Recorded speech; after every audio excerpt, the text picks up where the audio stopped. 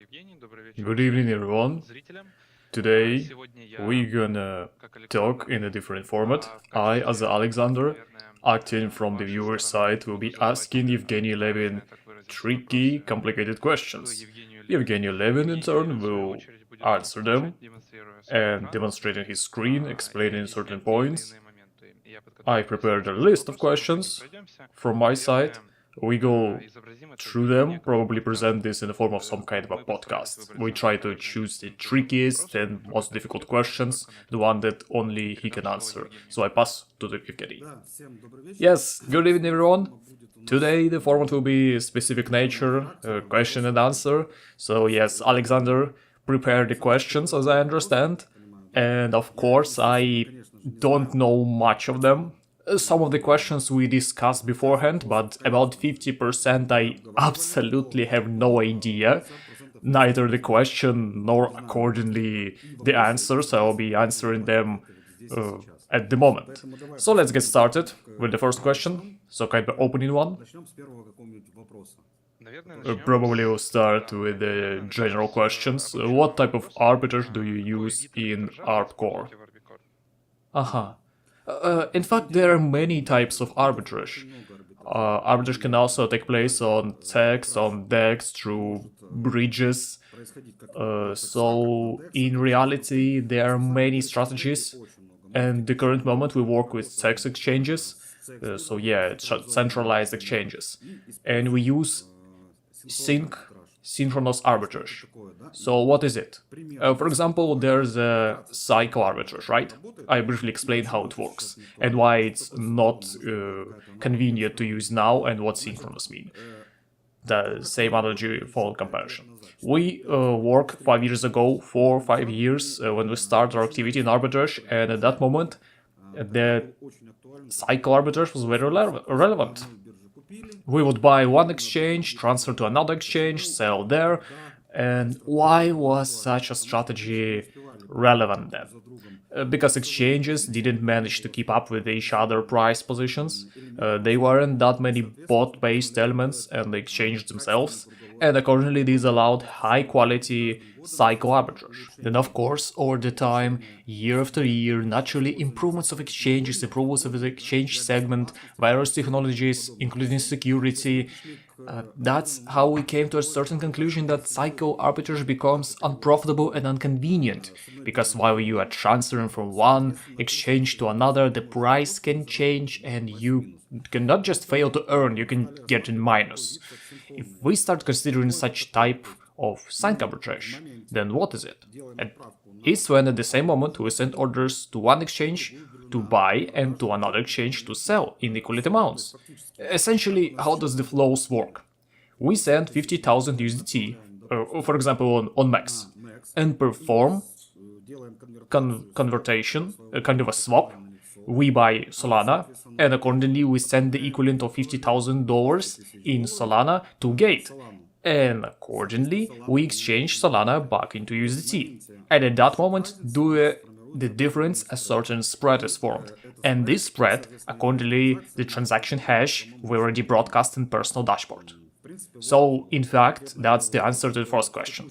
The current moment synchronous arbitrage is quite profitable from the point of view of profitability, because it happens instantly, and from the point of security, because the transactions happens here and now at one moment on two exchanges simultaneously at the same time, which reduce the risk of losing the asset and similar things. We also save a lot of time on that.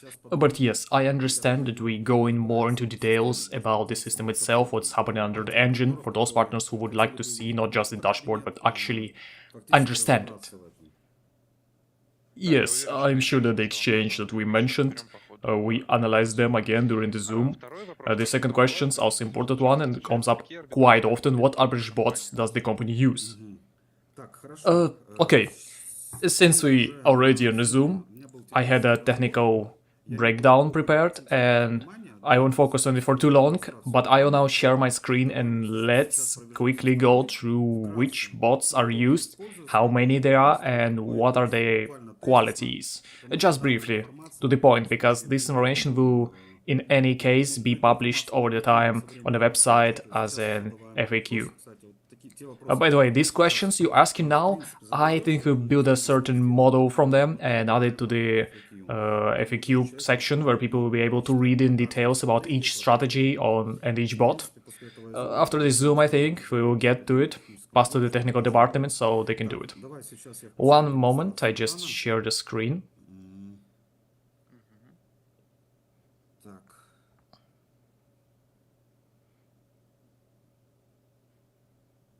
Can you see? One moment, still loading.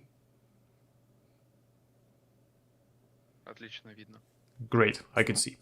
Okay, let me refresh the page. Yes, great.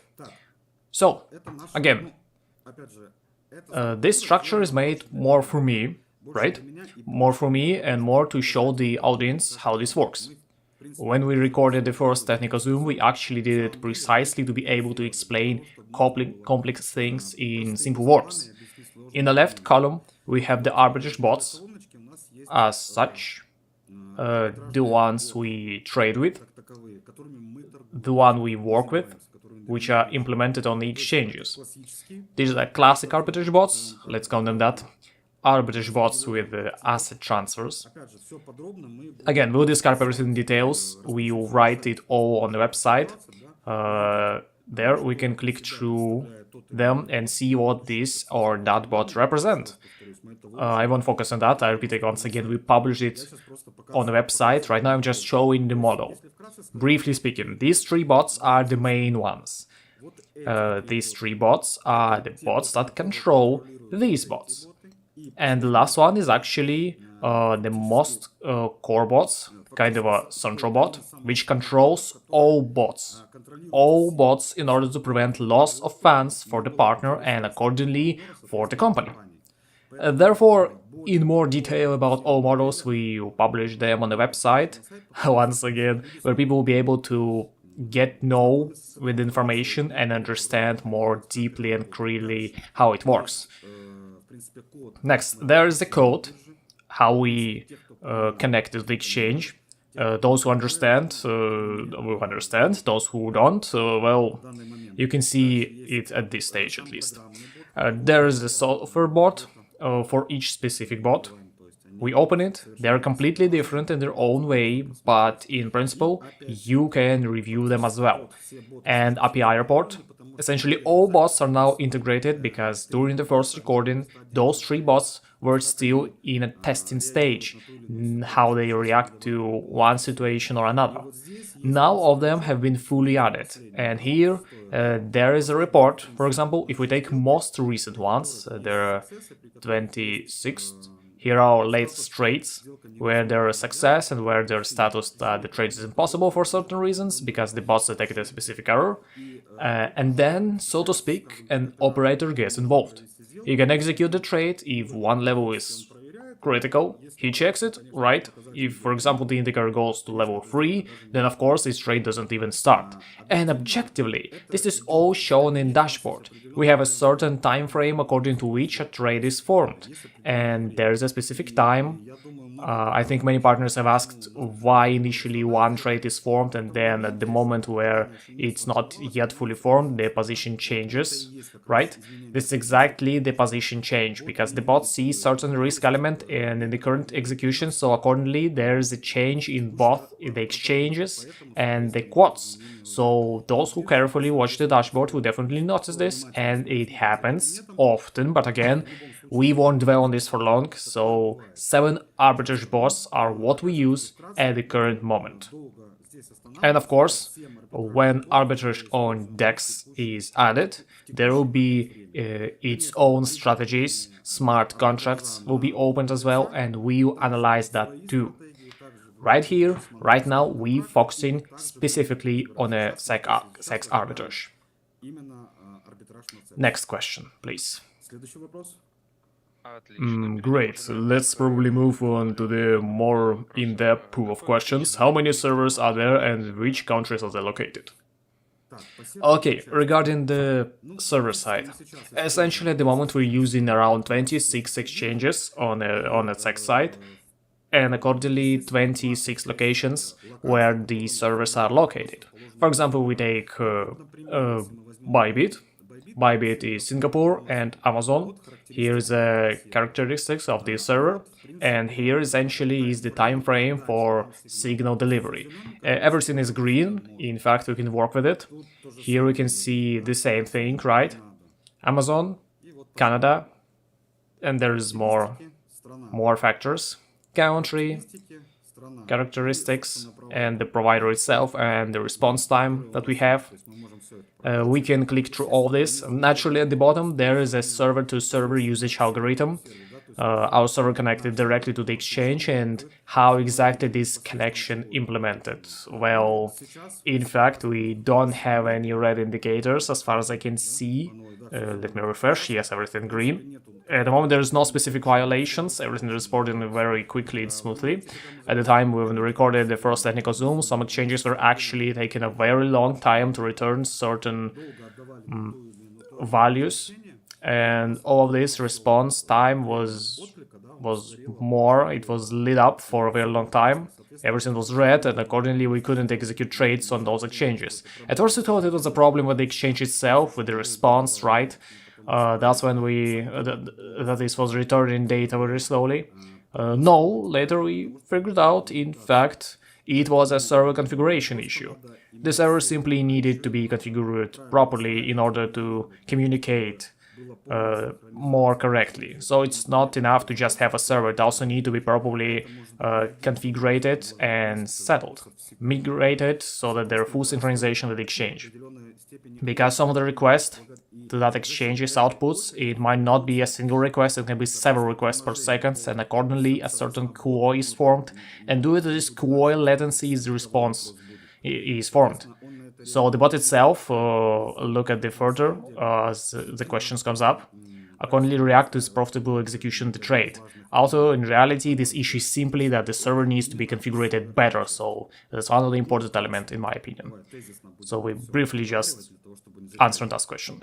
Yes, I think that's more than enough. Let's go through the security bots that the company uses. Sure. Regarding security, again, we have a model here. After the first technical Zoom, many partners asked what the difference in between arbitrage bots and security bots, since, roughly speaking, there seems to be some similar aspects. Yeah, they're similar, but their functionality is completely different. It's arbitrage bot, still arbitrage bot, of course, but they're separate into security system. Because each of the bots, again, I add the description on the website so people can understand clearly. We won't read everything out now, it would take too long. There's an API connection, accordingly the model's program code exists, API ports are also available. Here we can see them.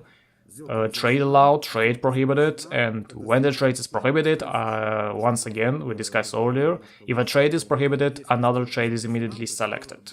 Accordingly, this trade is not executed, even though we see that the spread per unit is 0.42, there was a violation. That's exactly what security bots are. They are bots responsible for the safety of funds and for the safe execution of arbitrage commands. Yes, arbitrage commands executed by the bot.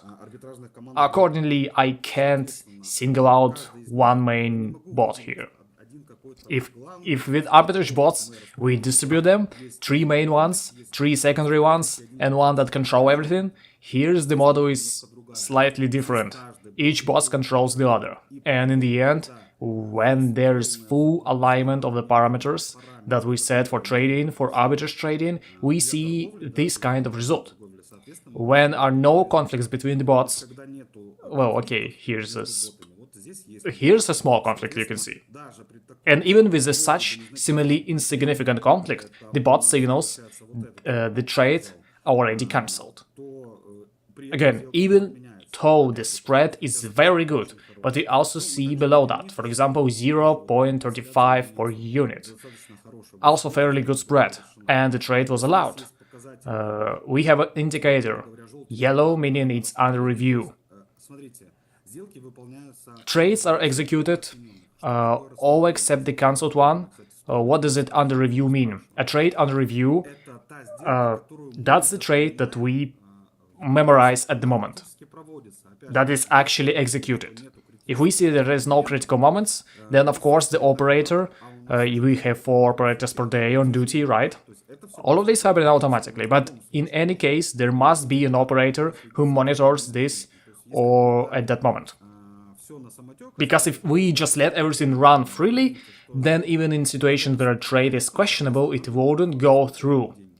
We would lose money. That's why operator is needed, is required. He simply, even at this moment, in his admin panel confirms that the trade, if he sees that there is no critical level, no red indicator, and he also sees the code that was returned, for what reasons, right? Well, not returned by the exchange, but the bot sent a certain request and received a response from exchange.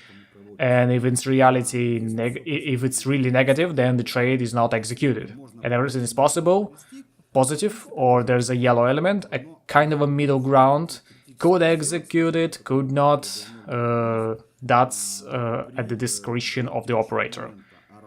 But there have not yet been any critical trades, so to speak, that went to 0 or into negative. As at the current moment, we've been working for about a month and a half already, so the system is proving itself. The security system shows fairly high quality performance, again, not because the algorithms are complex, but because they are properly configured. After all these algorithms individually can be purchased on the internet. These bots, of course, these need to be refined, right? Each bot needs to be refined, its own way that's function within the overall system. But in general, all this can be acquired. But this issue is not acquisition. The issue is configuration and synchronization of all elements. So security bots work, for example, together with arbitrage bots, so there's a good interaction with the server side, installation on servers plus adaptation with the exchange. That's a very labor-intensive process, filtering and configuring this entire system so that the whole it's a complicated procedure. So during the process we don't have losing trades and don't execute trades that could push company assets into the negative. So yeah, that's right. Let's continue. I think it's time to move on to the discussion pools. How many pools are you using at the current moment and in what volumes? Okay, pools, right? Yeah, here's pools. At the current moment, look what we now see in the web version on the site. In the minimap, of course, we won't be able to load this much data, so step by step. How many pools are there. In web version on the site, all of this will be implemented. Again, this interface is made for me right now. It's made for me as a viewing tool, so I see how much in particular trade yielded. I can see this history in personal dashboard right now. We're about to roll out all the pools that we are trading. So each person will see the pool they are currently in here and now. Essentially, at the moment there are 17 of them. Naturally, company funds are also presented here. We can switch between them and see where which trading is taking place. Here we take into the top, here we can see what's happening, which exchange, which spread, and if you see changes and the spread themselves, also because of this, here for example spread of 97, we scroll up, here's 99, we scroll up 81. Many partners have questions, why did my daily income amount 1.3% while my partners was, for example, 1.8%. Everything depends on which pool the assets end up in. Today, during the morning coffee break, we were just discussing this point. Possibly we'll come to a decision where the assets amount will be split into several parts so that the distribution across the different pools, a person can use part of the assets too. Well, roughly speaking, Tosha spread of 81 as a whole, for example, and also 99. But this accordingly, the percentage become higher, and the average arithmetic percentage taken together will give for such partners somewhere around 1.7 on average, which in principle is acceptable both for the partner and accordingly for the company, because the company fulfills the obligation in this way and closes its own issue. At the current moment we have 17 pools, all of them can be viewed, all this will be added to the web version of the site. I think within a week we deploy everything, and all partners will already be able to clarify and observe which pool we work in at the current moment, what the spread in particular pool, given here and now. And all this will be added to the resource. So I think nothing more here to explain. There is a date, time, there is exchange where it takes place, there is exchange of operation, there is USDT exchange, the volume in USDT, the volume of Solana, the spread that we receive, all this is the same what we have in personal dashboards, but already with transactions hashes, with display of transactions. So I think there's not much to discuss, it's simple mode, right? A revenue model. How much do we earn? Nice. Okay, let's move to the errors. Are there any errors at all in executing certain trades or inconsistencies during arbitrage, and how do you work with that? Yes, of course there are errors. Every exchange has them, some more, some less. Here you can see, for example, a few errors.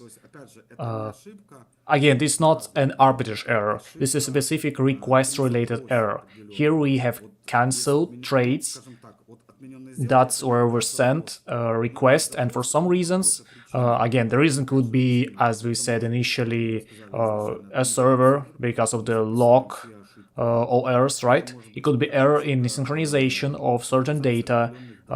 These are any errors that may appear where the bot detects some kind of risk direction and where it does not recommend executing a trade at that moment. So in fact, every exchange has a set of errors, and some have just a small number of them, others more. For example, Binance, it's supposed to be a top exchange, but look at how many errors Binance produced over the period. There are also technical errors. This we can already examine directly in the code, yes, to also understand how to deal with them. I think we also see what we're talking about here. But yes, errors of course exist. They are not critical, many of them non-critical, but nevertheless arbitrage itself is a living organism. We can associate it with some kind of a living thing that works online right now. And essentially here and now we're taking spreads, we analyze this in markets, our bots working for us. They analyze the market, analyze the pros and cons, analyze the profitability of the trade itself or the unprofitability of the trade. And naturally, the request we send to the exchange, the responses we receive, and of course an element of error is present here, but overall, over the entire period of operation and the beta tests that we conducted, there actually weren't that many of them. Most cases were related precisely to servers, which I mentioned above. Specifically, tell me the time frame, and I tell you. Yes, the time frame. We didn't fit into a certain time frame. Accordingly, the exchange returned and response to us. We proceeded slowly, and this caused a number of errors, due to which trades were actually cancelled. But we figured this out, and why I already said on Zoom, for us this is a serious trial month. We actually eliminated many such issues, and now the system, in my opinion, works perfectly. But overall, regarding errors, I think there's not much more to say. Of course they exist, of course they're here and probably in any business, but we look at them, analyze them, and try to resolve them as the problem in our side. Excellent. That's a good answer. Another question here, how many exchanges are involved? Is there a main core, and what is the core in general, where all exchanges are monitored? Oh, yes, of course. We just go into this. Here, we can see it. This is the foundation of all foundations. This is our again, this visual part of the core. We see incomplete functionality. This is a reduced version of the core. All this data, all it's running here now. We all be delivered to our website. The website will have full integration of this model, so that each partner could see what spreads were, for example, are given in a particular cryptocurrency and on which exchange, in which country a particular spread is occurring at the moment. Yes, we see large movements because markets change and accordingly trading is ongoing and spread change too, but even if we look at the core, we can see spreads exist all the time. We can see such peak elements.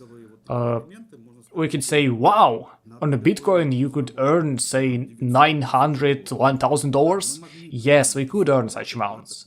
For example, there were sufficient volumes on that exchange. You always need to look at the average value. Again, in the full core we have an addition to Quartz and the entire exchange database volumes as well. We didn't enable them here because it would break the visual structure itself of what we want to show you. But statistically, I'll say that you always need to choose the middle, the golden middle. Our golden middle is from $300 per Bitcoin to $500. In principle, there's a ratio here, you know, a ratio of price and the ratio of quality. Quality for us means volume on exchanges that we could exchange without paying, and stable spread that we see on a regular basis. Bitcoin is already on the site. We have opened limits, yes. No limits. The percentage of portability that a particular cryptocurrency provides, again based on the core data, and how much Bitcoin can yield per day using an arbitrage strategy. This is on the site. But full integration of all exchanges, there are about 427 of them that we use at the current moment. It will take a very long time to scroll down and very long time to scroll up, but nevertheless, all of this is used. Next, we can also look at the Ethereum. It seems like smaller spreads, right, compared to Bitcoin, but don't forget the price of Bitcoin and the price of Ether. If you again take the middle, the average, this range, and multiply it by the price of Ether, or divide the price of Bitcoin by the price of Ether, we will get results that no worse than Bitcoins, and in some position even better. Everything, again, depends on which market we enter and which markets we work with. In order to integrate all these exchanges, we currently using legal model where we want to open in 4 different countries. That's our model that we're using. We have China, we have Europe, we will have USA, and we will have Canada. In principle, I think these 4 company models will allow us to cover all the markets that we're currently monitoring and that we will use in the future. We can also see Solana. We see certain spread, again, maximum, minimum.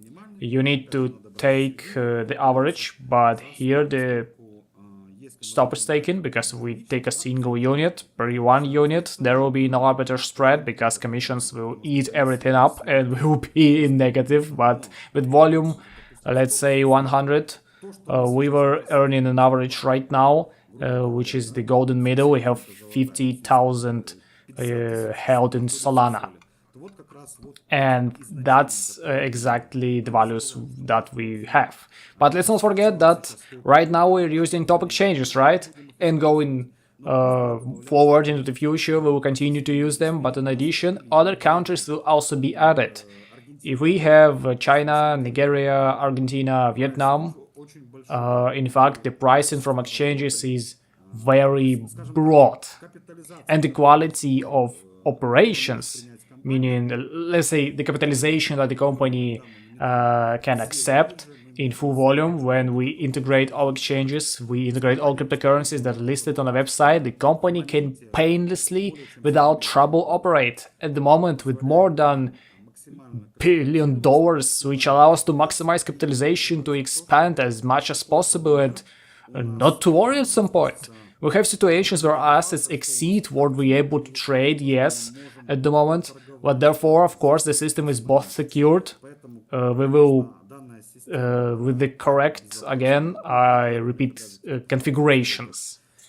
So, in general, this model is also transparent, because we can directly, here and now, retransmit the spreads essentially online. We can retransmit all transactions, we can show where the income comes from and how the integrity of the company as a whole is formed. Yes, that's how we manage its capital. Let's say, regarding what else we can highlight in the core, we have broken down 5 elements: the bot, ARBCORE security, server, pool, and errors. That's how they are, allocated in the separate folders. The partners can see how communication happens, and the exchanges accordingly where the bots are.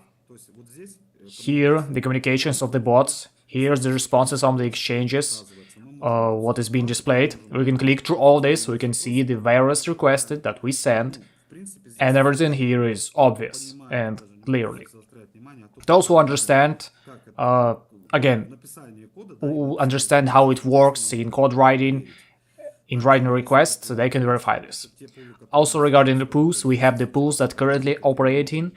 We click through them. Those who know how requests send it, what comes back, can also confirm and see it. Next, regarding servers, you see this exactly what I'm talking about, highlighted in red, where at some point a request dropped off. The reason is either the server, again on our side, somewhere not accounted for or misconfigured, or it's simply transmitted the way it is by exchange. And such moments are quite frequent, but not all trades pass a certain level of control. So in various cases the operator has to intervene, either if the trade itself is critically negative and could lead to loss of funds, then of course this is handled automatically by the bot. But if a trade can be executed, as if there are those yellow highlighted factors, then basically it's 50-50. We can execute it or we cannot. Accordingly, the operator can confirm the trade. Next, regarding the core itself, requests, all of this we can review for those who are interested in how it works. And regarding errors, here is also error requests that are flying around. Everything visible here. Again, we won't dwell on this for too long, because overall this is already a narrow specialization for partners who understand software and program code. For all other partners, again, the core itself is that element of operation through which we can show that arbitrage exists all the time. We can directly see this here and now, at the current moment. And it actually existed 2 years ago, 3, 4, 5 years ago. Yes, it wasn't that large. The scales, because there weren't that many exchanges, there weren't large amounts of volumes on those exchanges, because markets were developing, accordingly the cryptocurrency was capitalizing, and for arbitrage traders this is probably a golden era. Because there are actually a large amount of markets and volumes on exchanges and sufficient to carry out low-risk arbitrage. At the moment, what we're doing now. Certain pools are operating not exceeding a certain value, that is 50,000 per exchange. We calmly handle various moments related to price impact on a particular cryptocurrency, and accordingly we do not fall under the exchange financial monitoring. Thanks to what? Not because we're so great, but because we created a system where security works perfectly. The arbitrage bots themselves work correctly and efficient, and we place servers close to the exchanges. That's why our response time is very fast. All of this together allows us to catch such spreads and earn them. Yes. That's regarding the core. Excellent. Thank you for the great answer. I think now we can move on a certain demonstration of what is happening on your screen and move to the question, is there an opportunity to see exchange personal accounts from the inside and verify incoming and outgoing hashes of arbitrage transactions? Yes. Let's move on to it now. I just want to note right away that we use 3 exchanges to form pools, which then move to one or another exchange in one or another cryptocurrency that is directly needed for arbitrage. These are Bybit, Binance, and OKX. But in most cases, right now we use Bybit. Why? Because, well, the exchange really show itself from a very good side, and the managers who service our accounts and the sub-accounts accordingly never had any questions, even though very large volumes go through. Therefore, of course, at the current moment, all main transactions go through this exchange. And let's go open it right away. And before you continue, I would like all viewers in general to see the transparency of this screen demonstration, that all data is indeed displayed directly from Bybit and not from any other source. We actually set a bit weighted, so how the USD rate changed. I want to draw your own attention to the fact that at the current moment there are no third-party extensions in the browser. Evgeny, could you please click on the puzzle icon and extensions where you have Tonekeeper? This? Yes, yes. You see there's no suspicious extensions or any extensions at all besides Tonekeeper. So now refresh the Bybit page, preferably twice. Okay, rise once, twice, and third even. I think that's enough. We can continue in the future when demonstrating other exchange. Just we're gonna do the same. Well, okay, let's go straight to the history, right? We have recent consolidation from our main wallet, namely $14,000 accordingly to the Bybit exchange, and at the current moment we have also added networks today, meaning that people have already started actively using deposits in BNB. Accordingly, of course, there will also be a fast automatic consolidation into BNB. The amount that will be consolidated will then go to one or another exchange where there is already a certain volume. I want to note, briefly explain, literally in 2 minutes, that in fact, on those exchanges where we already have certain volumes, yes, which remain there, we send out a transaction, we send a partial transaction. For example, on some exchanges we have 22,000. Accordingly, in order to perform the exchange, we need to add, let's say, 28,000 USDT. And accordingly, we form a certain pool, for example, at Bybit, and send this amount, yes, directly to the exchange where the trade is happening now. If again, I repeat, the exchange is standing empty, as we can see from the history here, you can see the last trades. We can generally view the history of this account, which is actually very large. Briefly, we can do it and see how many consolidations there, what amounts are moving, 50,000. This is a full pool is formed, and the consolidation accordingly does go in smaller amounts. Like, for example, let's take 14,000. Let me open Tonekeeper. At the current moment, I don't know, we probably have to search for it a little. From this wallet, assets come in, and from this wallet, assets are withdrawn. So let me just try to find this exact transaction. Unfortunately, most likely, the browser itself does not allow us to see your Tonekeeper wallet as an extension. So we don't see it on screen. Let's go via transaction hash from the Bybit history, and from there try to go to the main wallet on the Tone smart contract, because that's what we could see with the sharing screen. Oh, okay, let's do it that way. So here's $14,000, the address on which the funds are consolidated. Again, let's open the details and open a transaction hash. Here is our address. As you can see, yes, this is our address of our wallet and of the smart contract to which funds are received and from which auto payouts are made. And this is the address. Again, we open it and view all transactions that we made through our wallet. There's quite a lot of them, very much. But overall, again, this address, here we see it, this is our address, when you send funds or receive them, and thankfully now we have a lot of partners.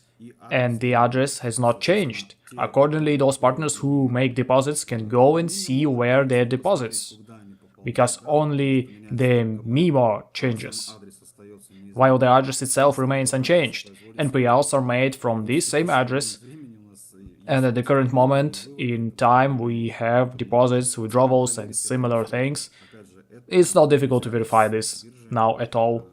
We took from the exchange, like from Bybit. Let's just take a look. For example, open another address. For example, this. No, not this one. That was another transaction. We need to find transaction now.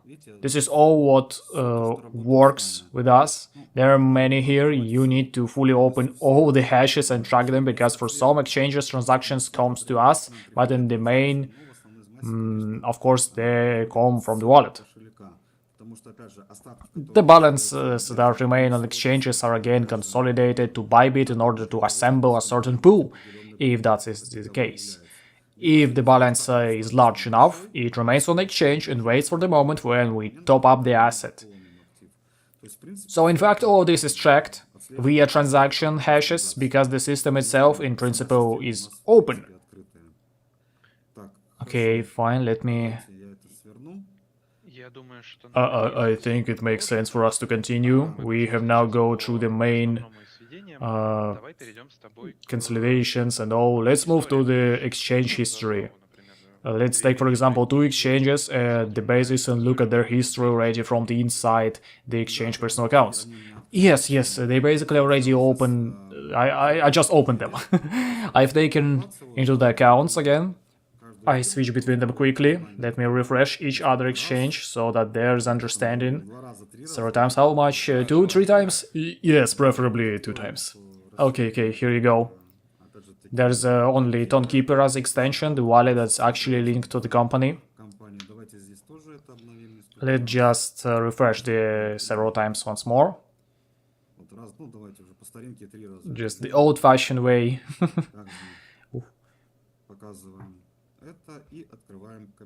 So show this and open an account. Now we review using the example of the personal account itself. Here I select certain transactions. Here in the history, it was more interesting for me to look at where 2 identical exchanges were involved.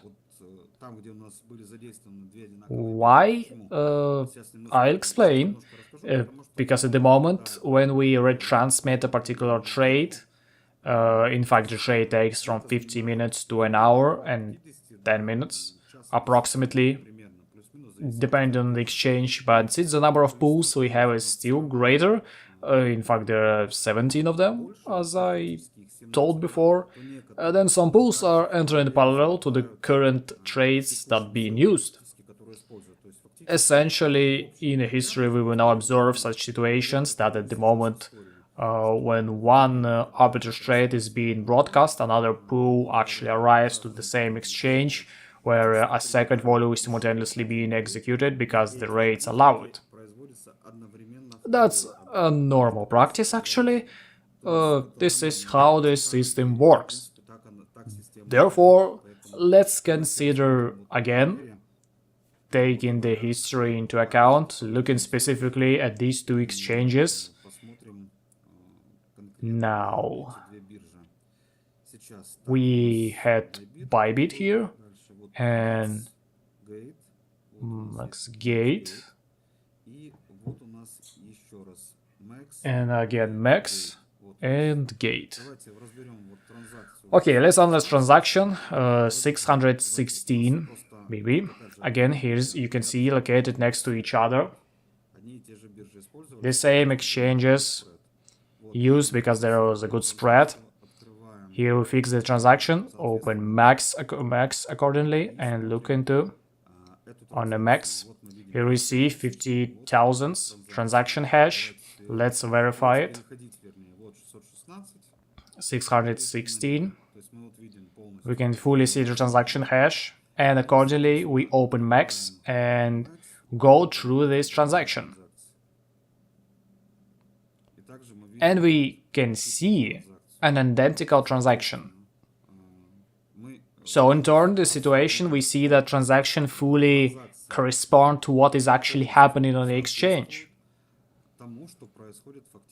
We can see this deposit. Well, one could say it's just a deposit. Also, I repeat that with numerous deposits and withdrawals, if nothing happens on the exchange blocks accounts because it considers that this is money laundering. So, we'll go into the conversion section, into the history, and see why on our website there is a different amount of volumes when we perform a certain trading operation. Accordingly, it is different, right, from this a pool is formed. Here is a history. We can see how this or that exchange takes place, what amount goes, how much Solana, over what period. We can open a couple of pages and see everything is visible. I just refresh a couple of times so that people understand it's not a fake. And we can see 3.5, 4.9, and here's the amount of Solana that we receive.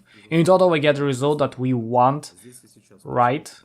Because since we are WP clients of practically all exchanges, because we perform a lot of trading operations, and accordingly our commissions on swaps or on trading or on other things, depending on our arbitrage strategy, arbitrage bots again, where they enter and how they do it. This affects the amount, it's very minimal, therefore in fact we do not incur losses. We have now gone through this. Here's max, and now let's still verify the second transaction. It was Gate, and here is a transaction on Gate. So let's open Gate.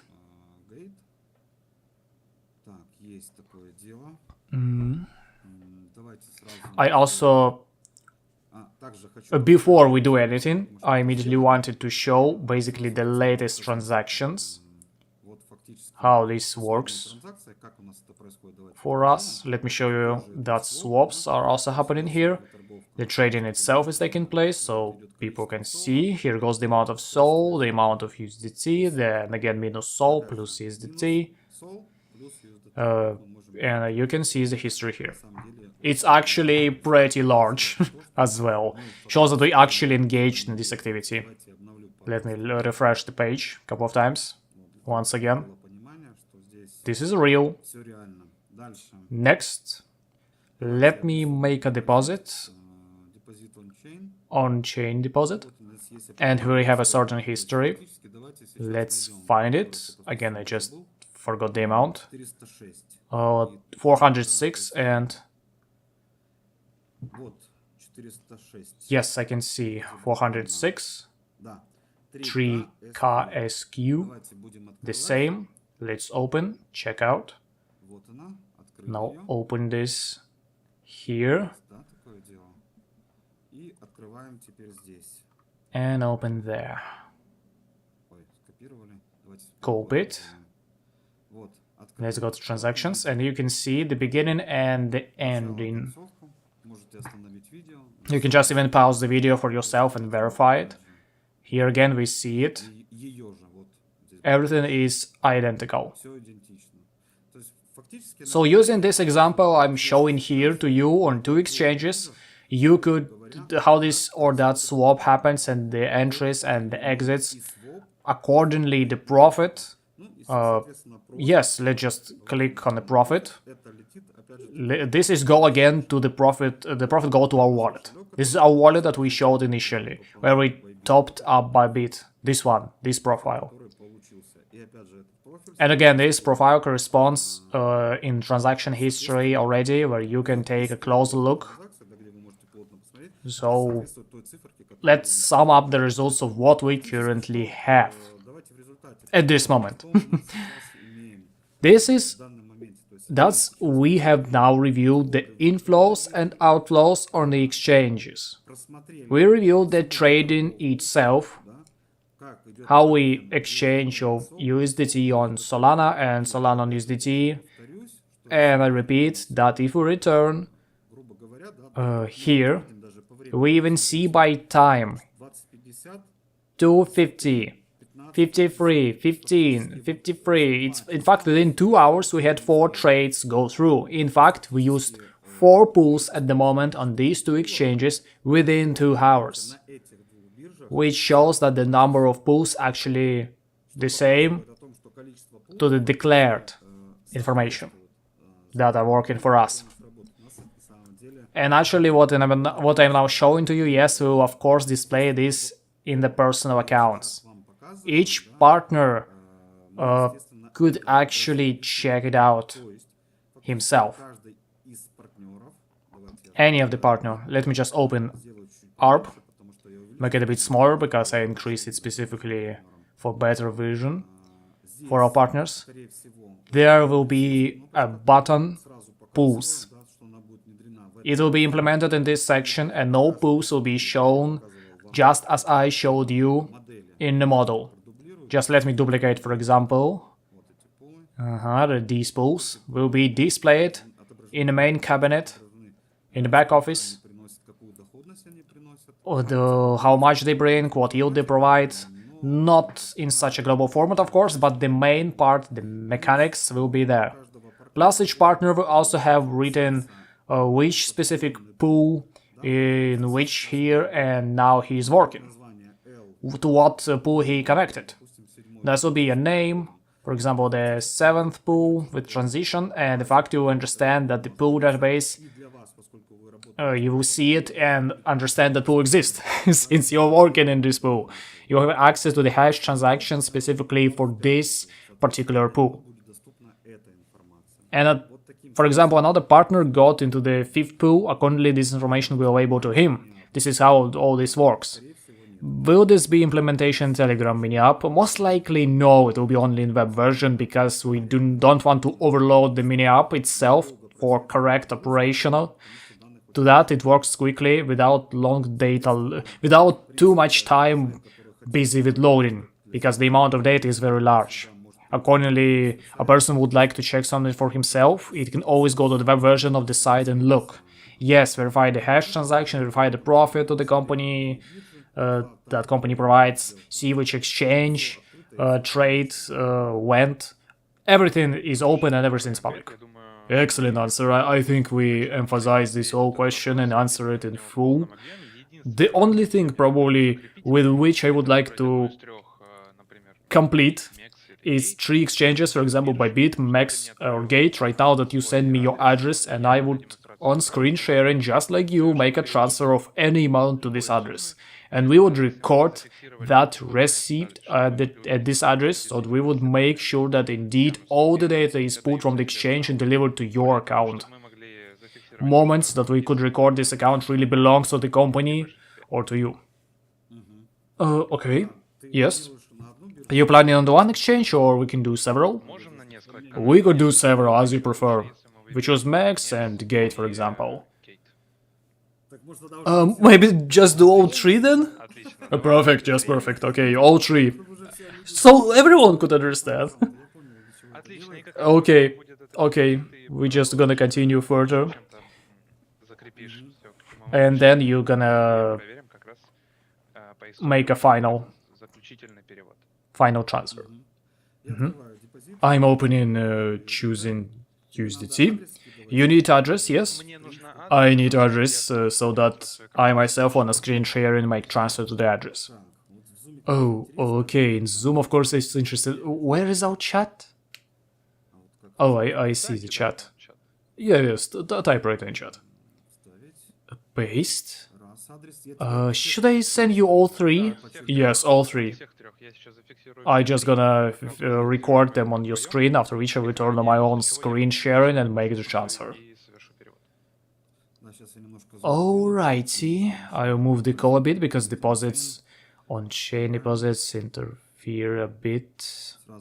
We'll leave to the open chat, choose USDT and choose tone. Yes, accepted. Confirm, copy. There is no memo, so we send without memo. So this one belonged to Bybit. This one to max. We'll go one by one. And the last one is gate. Again, choose tone.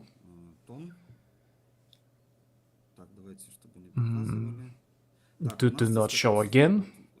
We have a good moment here. We have two addresses without memo. This is because many partners skip memos, and then our technical departments really struggles with restoring cryptocurrency data, so do not forget to specify memo if they are required. In fact, we have three addresses. First, let me open it again so everyone can see. This is Bybit, address from where we consolidate from our Tone wallet. We consolidate the assets and pools are formed here. And here's the address, you can see it. You can look at the first one. I think on the recording in general, anyone will be able to pause and see, because they will also see how I will be transferring. My only request to you is temporarily turn off your screen sharing so that I can share my own. Sure. Let me just stop the screen sharing now. Excellent. Great. Now I turn it on the screen sharing. Alright. So everything visible? Yes, perfect. Great. Then we start with transfer to Bybit, if I recorded it correctly. If I copied it. Let's just put some unique amount, like 566. 666, yes. Great, okay, confirm. Perfect. Done. The first amount has been sent to Bybit. We fixate it. Now we move to the history of the specific account to check and compare all transaction hashes for each exchange we transfer into. This transfer goes to max. Repeat another nice amount, 666. We confirm the transfer. Great. Moving on to the gate exchange. For gate we need and memo ID. It must be specified here. Repeat the amount 666.66 and 6. One moment. This particular transfer will need to be confirmed. Let me probably do this last one from my phone, so it's easier for us not to enter additional passwords right now. In any case, the dashboard will see this transfer in the history as well. Yes. Basically, we already have the address, we can verify it, and the amount is essentially exactly the same, 666.666. Yes. Anyway, we'll open the same desktop dashboard just to make it easier. One second, because everyone understands perfectly well, I obviously acting from the user side and asking really difficult questions, but the first two addresses were in my trusted list, and this address, the last one, isn't, so it will be much easier if we make transfer from my phone using Face ID, and I don't need to enter additional passwords for transaction. Just give me another 20 seconds.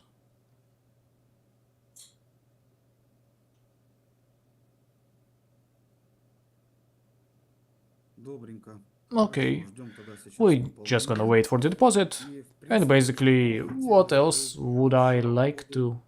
Oh, yes, done. What would I like to summarize? While we're waiting, directly... one second, I basically have both transactions from 3%. Now we can confirm that final transfer to gate was also been completed, and these two accordingly were done together with you on a screen share. Now we'll wait for transaction hashes here. For now I pass the word to Evgeny, but we won't turn off the screen share so that nothing is cut or removed on the recording. Okay, great. We also need to But I also need to turn on screen sharing, yes? Yes, immediately after me will open these transactions on my screen so that later on the recording they can compare it with each other and see the exchange account. Okay, perfect. Then regarding this video review, and let's start summarizing. While we were waiting for the actual transfer for the funds to arrive on the exchange accounts, we can fully make sure that these exchanges indeed belong to the company itself and naturally that we bear full responsibility for them, meaning that the money doesn't come from nowhere, from the thin air, and no hashes are fabricated here. The official cooperation with the declared exchanges, with the exchanges that are all partners. Now, speaking generally about arbitrage, about the arbitrage model itself, in my opinion, this arbitrage strategy, namely synchronous arbitrage, is very convenient. The reason why is because in the first aspect we don't take risk. There are minimal risk where we could lose asset because arbitrage is carried out instantly. Which means buying and selling happening at the same moment. And there's certain fixation of the exchange rates, which is really saves a lot of efforts. Second, what I'd like to note, something important today, what we saw in the core system is that arbitrage always existed. We don't need to chase a specific quote or arbitrage spread because you simply won't catch it. You have to understand, and the bot understand, the arbitrage always exists on these exchanges. Which arbitrage you catch, which spread you take, that's another question. But again, I repeat, it exists all the time. Therefore, with analytics, with massive database, namely the core that was shown to you, it's not difficult to analyze all these aspects. And the third point, why this model is interesting and why this business is interesting, because this direction generates enormous income. This direction provides transparent, and yes, I want to emphasize this, transparent income from which the company can afford to work completely and clearly with all investors and partners, fulfill its obligations to investor, partner, and also reward partners for working with the company. That's mean we have enough funds to cover marketing, partner marketing. This is important because for us it was probably the major stumbling block when we were implementing the product for everyone. Not just for ourselves, as we worked in previous years, but for a large audience, for a large community, because let's be honest, I'm used to saying things as they are. When there are network components, when there's network included, it always scares the investor, it always scares the partner who work with investment, because for many people, network marketing is associated with some kind of financial pyramid. Let's call things by their proper names. Why did we decide to take a step in these products? Why did we go in that direction? Why did we see this core value here? Why weren't we afraid to implement a network program into the business model? Because we have confirmed income. We actually earn this money. Once again, the working system. Partners who already work with us know this. During 12 hours, the work is done directly for the partner, meaning all funds go to the partner, and at night time the company itself operates. Plus, I repeat that the marketing itself is structured in such a way that not all partners close certain ranks in order to receive specific rewards at the given moment. Part of the assets remain with the company. Of course, not only do we earn this asset, but secondly, we compound it through compound interest because our money also work here. And of course, this allows us to fully cover all partner expense. Not in a way do partner rewards affect the arbitrage volume. There's no such thing. The partner's rewards do not mess with the volume of the arbitrage.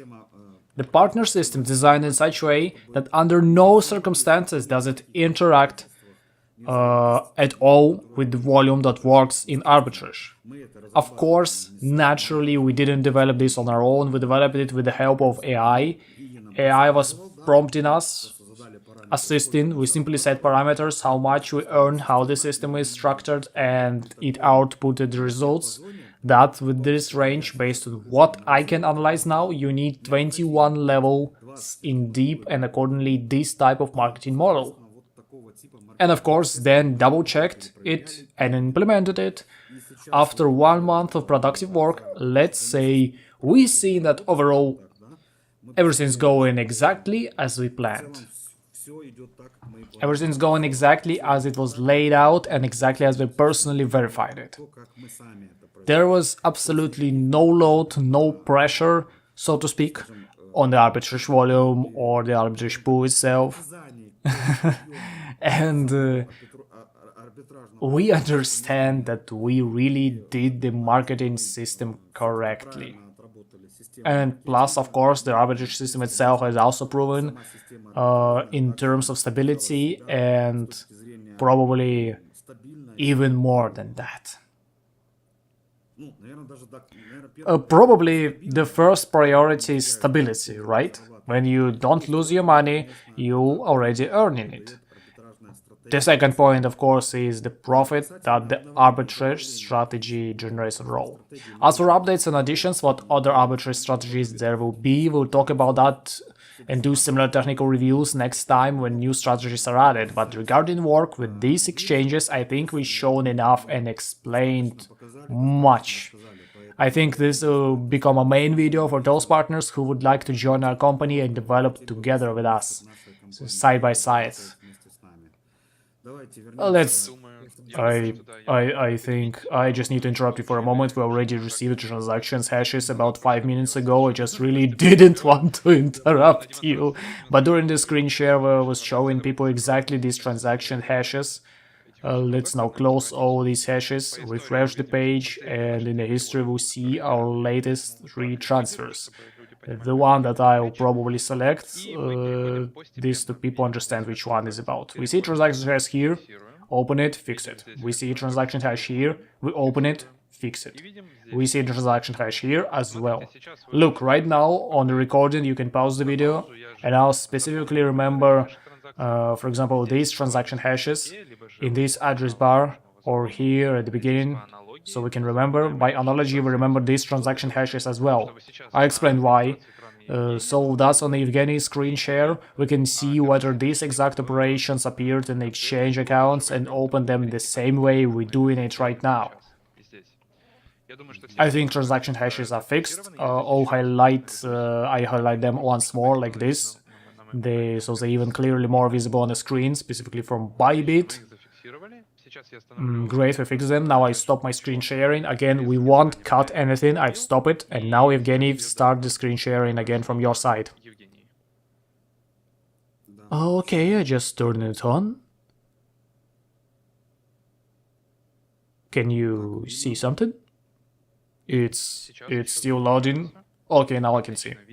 Let's check one by one. First one is Bybit. Okay, Bybit, it is then. We're in the deposit section. Here we see 686.666 details. One second, let's show together. This is the same account we demonstrated initially. Scroll a bit lower in the history so we can see that it's indeed the same account, the same transaction hashes, absolutely everything is the same. And that's why I wasn't showing my screen, you didn't log into some other Bybit account. You can verify this to all the viewers. Here, the address again, the one from the chat. I don't know whether the chat was visible when I forwarded it to you or not. No, it wasn't visible, but the address you copied for me visible. That's enough. So yeah, the address here is transaction hash itself. Again, we open it, we see it. Here's the address. It was sent from the address it was received. And here's everything here. We can see there's 14,000. Let me refresh once more. 14,000 that came from our wallet, from Tonekeeper, the one we consolidated, and the last transaction is exactly the same that came to us. Great, Bybit fixed no doubts. Bybit's fixed. Let's refresh Max. Here's Max 666. Open detail, remove some ads to see everything clearly. 666. And we can just let me adjust. Here's transaction hash, and we open it. Loading. Just a little longer. Okay, now we can see this transaction. Our wallet was specified, and accordingly the amount we received to this wallet. Excellent. Can I ask you? Yes. By the way, we showed one of the hashes here earlier. Again, can you can rewind the video and check 50,000? Those the same we received. Excellent. Let me just please ask you to go to the conversation section and show the conversion and show the history of conversion once again. Okay, let's go to the history, and we also duplicate it. Move to the next tab.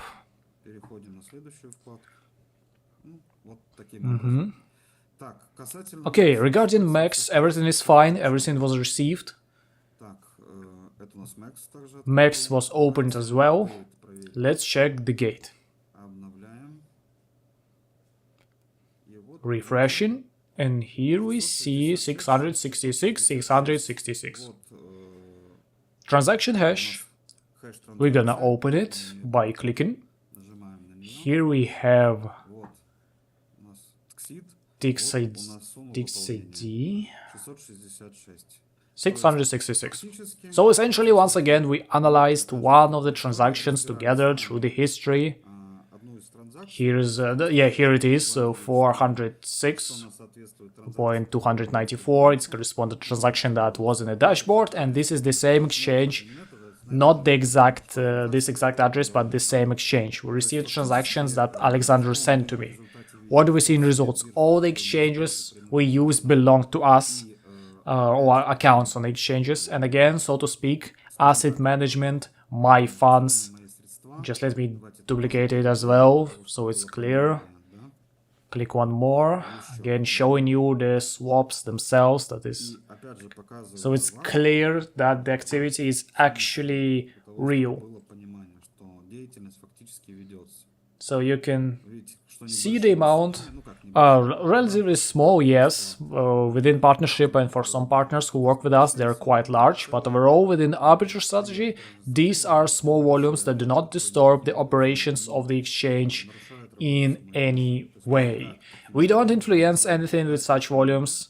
There are many of them, but on the other hand, these allow us to work safely. So let's summarize the video itself and move to the personal dashboard and screen demonstration. Let me just turn it off, because we've gone through everything. It's my closing words. What I like to say, I want to thank Alexander for the fact that we worked through these questions. Thank you for taking the time to work with me so that we could show our partners the actual real operation of arbitrage, both from the technical side and from the side of the core itself. The very, very heart, the very brain, more correctly, of the arbitrage. And also the exchanges we interacted directly. What we did, we showed on these exchanges, we showed that transactions hashes correspond to the exchanges, we actually work with them, we saw how we perform a specific swap, the trading itself, yes, broken down into parts, and we display the same thing as in a personal dashboard. Why are the amounts always different? Because the pools is split into certain parts, since at different moments we sell at different rates, right? But in total, after the trading is completed, we get a certain spread, and in total across two exchanges we already get an arbitrage spread. We saw this, in fact, we confirmed that, and the exchange belonged directly to the company, the accounts. We managed these exchanges, we verified that they can be funded, we verified that. I think partners who want to focus on this can pause the video and cross-check, double-check everything. We have transaction hashes. Why we did that? Because that's probably the main question. Why was this planned? Why was it? What reasons? Not in order to convince partners that the model exists as such, because many partners who work with us are themselves engaged in arbitrage and perfectly understand how the system works. We don't need to prove anything to anyone, because many partners already work in this area. They worked with before as well in manual mode, but they worked. We did this for those partners who don't understand it very well yet, for whom what is shown is in dashboard is not enough. Also in dashboard we essentially show everything, and we have just, as we just reviewed. But probably this is the last missing note. We was open to you, the exchanges themselves, and actually showing you that what is happening with trading operations happens, pools where they formed, how they send to the exchanges, how everything is connected to each other. Probably that was the part that we're missing for some partners, and I think this video we have overall through analysis, this model, would like to wish all partners who will watch this video good profits. I'm very pleased that you are working with us. We're doing this for you. I'm very grateful to you. It was absolutely no trouble for me to be present here, and in any way. It was even enjoyable to ask some rather particularly tricky questions that I myself receive as well, and to clarify them here on the Zoom in order to generally close any remaining questions. I was glad to be here. I thank everyone for watching and wish you a good time of day, wherever you may be. Yes, that is. Wishing everyone all the best. Thank you. Goodbye.